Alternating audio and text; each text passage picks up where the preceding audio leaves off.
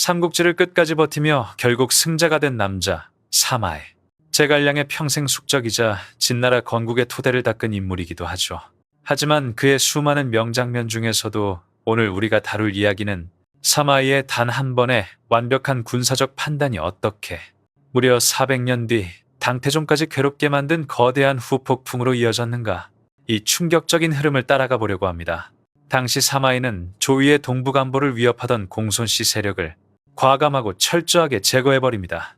겉으로 보면 조이가 북방을 안정시키는데 대공을 세운 것처럼 보이지만 아이러니하게도 바로 그 결정이 고구려가 역대 최강의 국력을 키우는 발판이 되었고 결국 수당 두 제국을 연달아 괴롭히는 동북 최대 난제로 발전하게 됩니다. 특히 당태종 전장에서는 거의 패배를 모르는 남자, 중국 역사상 최고의 군주 중 한 명으로 꼽히는 이 인물도 고구려 앞에서는 뜻밖의 좌절을 맛보게 되죠. 그 시작점이 바로 사마이의 한 선택이었다는 사실. 믿기시나요? 오늘 영상에서는 왜 사마이의 완벽한 승리가 오히려 후대의 재앙이 되었는가, 그리고 무엇이 당태종조차 감당하지 못한 문제로 이어졌는가, 그 비밀을 깊이 있게 파헤쳐 보겠습니다. 삼국의 혼란과 사마의의 부상. 삼국은 언제나 불안과 배신, 권력 다툼이 뒤엉킨 혼란의 시대였습니다. 그 한가운데에서 조조, 조피, 조예, 무려 세 황제를 거치며 끝까지 살아남은 남자, 바로 사마이였죠. 겉으로는 충성스러운 신하처럼 보였지만 그의 속내는 누구보다 냉정했고 판단은 언제나 길게 내다보고 있었습니다. 처음엔 그저 뛰어난 책사로 불렸지만 시간이 흐를수록 군사 정치 모두를 장악하며 조위의 실질적 권력자가 되어갑니다. 특히 사마이가 내린 군사적 결정 하나하나는 당대뿐 아니라 훗날 수백 년의 역사를 뒤흔들 만큼 막대한 영향력을 가지고 있었죠. 오늘 우리가 다룰 사건 역시 그의 한 번의 결단이 어떻게 동북아 전체의 판도를 바꾸었는지를 보여주는 상징적인 순간입니다. 동북에서 가장 강력한 적수, 요동의 공손씨 가문. 사마이가 마주한 동북방 최대의 변수는 바로 요동을 거의 반세기 동안 지배해온 공손씨 일가였습니다. 공손도에서 시작해 공손강, 그리고 마지막 공손년에 이르기까지 이 가문은 명목상 조위의 신하였지만 사실상 독립왕국이나 다름없었죠. 요동은 삼국시대의 단순한 변방이 아니었습니다. 중원과 고구려 사이를 잇는 전략적 요충지였고 누가 이 지역을 장악하느냐에 따라 한반도와 중국 북부의 힘의 균형이 완전히 달라졌습니다. 공손씨는 이 중요한 땅을 철저히 방어하며 중원이 고구려와 직접 충돌하는 것을 막아주는 완충지대 역할을 했습니다. 고구려가 아무리 성장할 기회를 노려도 요동의 공손씨가 강력하게 버티고 있었기 때문에 쉽게 세력을 확장할 수 없었죠. 특히 공손강과 공손년 시기에 들어서면 이들의 군사력은 이미 독립국가에 버금갔고 요동 내부뿐 아니라 주변 오한 선비 등 북방 유목 세력까지 영향력 아래 두며 거대한 세력을 형성했습니다. 조위 입장에서도 함부로 건드리기 어려운 존재였습니다. 아이러니하게도 이 공손씨 가문이 버티고 있는 동안에는 고구려 역시 쉽게 중원의 손을 뻗을 수 없었습니다. 고구려가 빠르게 성장하지 못했던 가장 큰 이유 중 하나가 바로 이 요동의 공손 장벽이었죠. 그렇기 때문에 사마이가 공손씨를 어떻게 처리하느냐는 단순한 반란 진압이 아니라 중원과 동북아 전체의 판도를 결정할 수 있는 중대한 분기점이었습니다. 지금 돌이켜보면 공손씨가 존재하느냐 사라지느냐는 훗날 수당 왕조까지 흔들리게 될 거대한 도미노의 첫 조각이었죠. 공손년의 오판, 그리고 사마이를 움직이게 만든 결정적 순간. 요동을 50년 가까이 지켜온 공손씨 가문도 결국 한순간의 선택으로 무너질 운명을 맞이하게 됩니다. 그 전환점은 바로 237년에서 238년에 걸쳐 일어났죠. 당시 조의 명제는 요동의 세력이 지나치게 커지는 것을 경계했습니다. 그래서 공손년에게 수도로 들어오라는 입조 명령을 내립니다. 겉으로는 단순한 소환이지만 실제로는 공손년의 충성심을 시험하고 그 세력을 제어하려는 목적이 분명했죠. 하지만 공손년은 이 명령을 받아들이지 못했습니다. 요동을 잃게 될지도 모른다는 두려움, 그리고 조의 조정에 대한 불신이 겹치면서 그는 결국 최악의 선택을 하고 맙니다. 바로 조의의 반기를 들고 스스로 연왕을 칭하며 독립을 선언해버린 것이죠. 여기에 그쳤다면 그래도 희망이 있었을지 모릅니다. 하지만 공손년은 더 큰 화를 부르는 행동을 합니다. 선비족 등 북방의 유목 세력과 손을 잡아 조위에 대한 대규모 반반 연합을 꾸린 것이죠. 이 순간 조위 조정은 공손연을 단순한 지방 반란 세력이 아니라 제국의 안보를 위협하는 존재로 규정하게 됩니다. 결국 조위는 이 문제를 해결하기 위해 당대 최고의 전략가이자 군사 지휘관, 바로 사마이에게 토벌연한 매이라는 중대한 임무를 맡깁니다. 그만큼 사마이에 대한 신뢰도 강했고 또한 공손연을 단번에 제압할 수 있는 결정적인 인물로 평가받았기 때문이죠.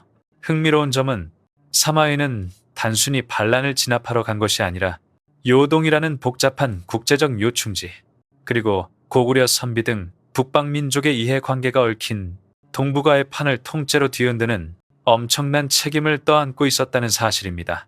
공손연의 반란은 결과적으로 사마이의 군사적 결단을 촉발했고, 이 단 한 번의 토벌전이 수백 년 뒤 동아시아의 힘의 지형을 바꾸는 예상치 못한 거대한 도미노를 만들게 되죠. 사마이의 요동대파 운명을 갈라놓은 전쟁. 공손연이 반기를 들자 사마이는 주저함없이 요동으로 향했습니다. 그는 단순한 진압이 아니라 가문 전체를 뿌리째 뽑겠다는 강한 의지를 가지고 있었죠.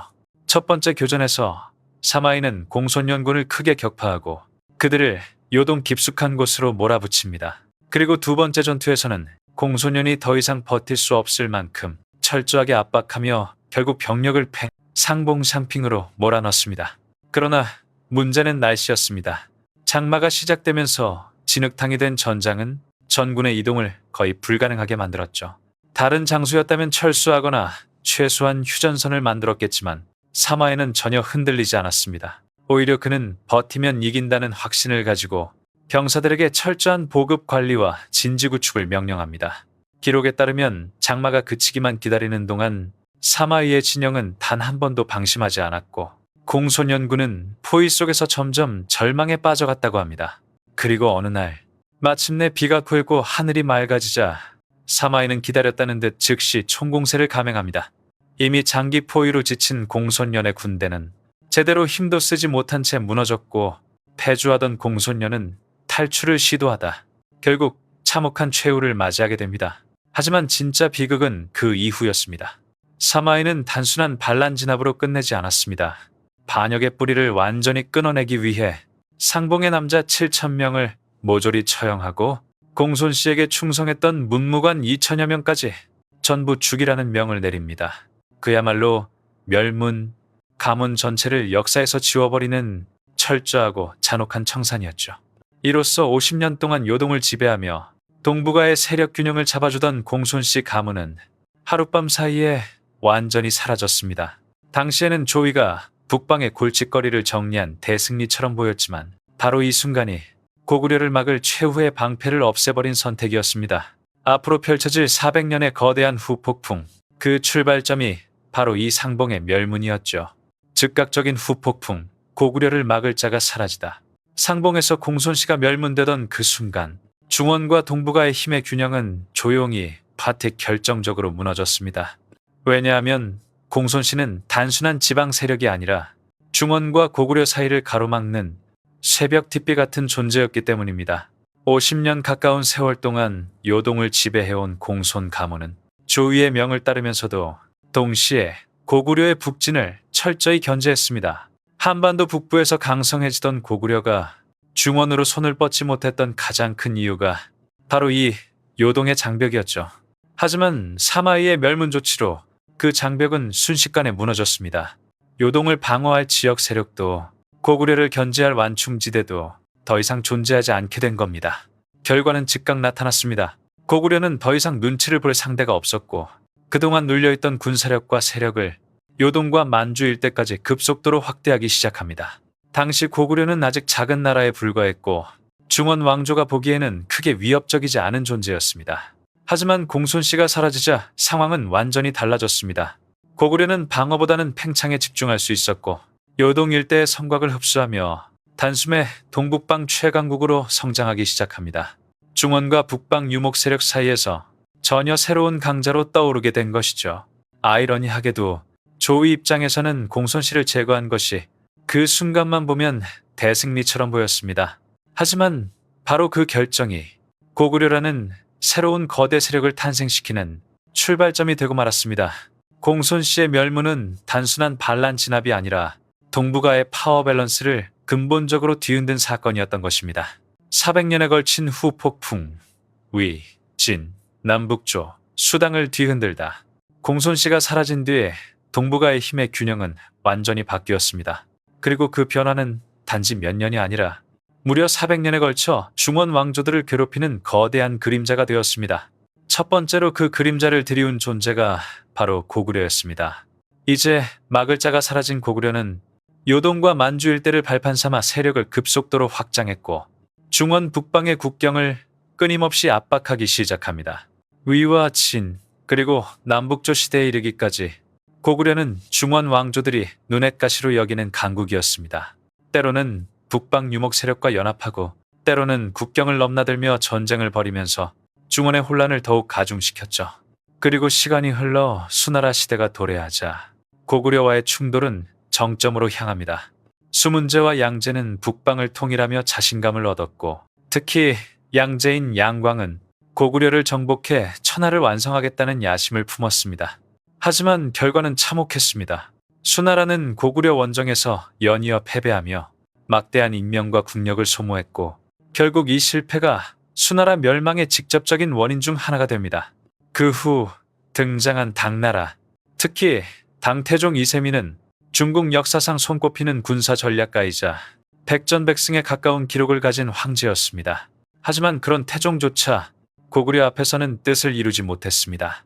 645년과 647년 태종은 직접 군대를 이끌고 요동을 향해 2차례나 원정을 떠났습니다. 그는 자신이 이루지 못한 것을 후대가 대신하게 둘 생각이 없었습니다. 그러나 고구려의 견고한 성벽, 전략적인 지형, 그리고 막강한 방어체계 앞에서 그의 군대는 결국 진격을 멈출 수밖에 없었죠. 당 태종의 고구려 정벌 실패는 그가 남긴 몇 안 되는 패배의 기록이며 그의 삶에서 가장 큰 좌절로 꼽힙니다. 그만큼 고구려는 막강했고 그만큼 공손씨 멸문이 만들어낸 공백은 컸던 것입니다. 왜 당태종조차 골치 아프다고 느꼈는가? 고구려가 수백 년 동안 힘을 축적하며 요동 일대에 거대한 방어 체계를 구축할 수 있었던 가장 큰 배경에는 사실 한 가지 중요한 조건이 있었습니다. 바로 요동을 지배하던 공손씨 세력의 붕괴입니다. 원래 공손씨 가문은 중원과 고구려 사이를 가르는 일종의 완충지대 역할을 했고 그 존재만으로도 고구려의 팽창을 억제하는 강력한 견제력이었습니다. 하지만 사마이가 공손녀를 완전히 제거하면서 상황은 단숨에 바뀌었습니다. 요동을 차지한 위나라는 단기적으로는 안정됐지만 고구려는 외부의 압박에서 완전히 해방되어 오히려 더욱 강력한 국가로 성장하게 됩니다.